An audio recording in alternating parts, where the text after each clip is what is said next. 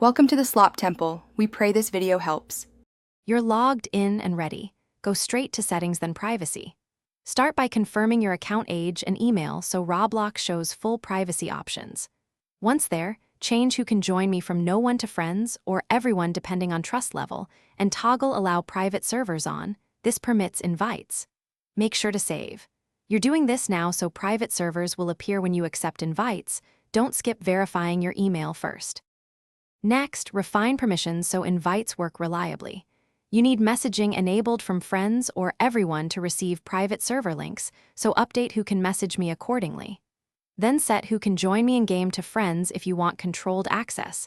This unblocks private server joins. Also inspect age-based limits. Young accounts have stricter defaults, so adjust birthday or request parent approval.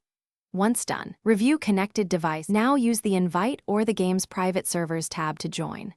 Click the Invite link or choose the server from the list. You'll join if permissions match.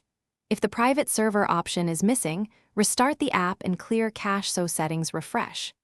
If you still can't join, check parental controls, account age, and whether the server owner restricted access. Adjust settings or ask the owner for permission. One quick troubleshooting tip. Sign out and back in after changes so Roblox applies them immediately.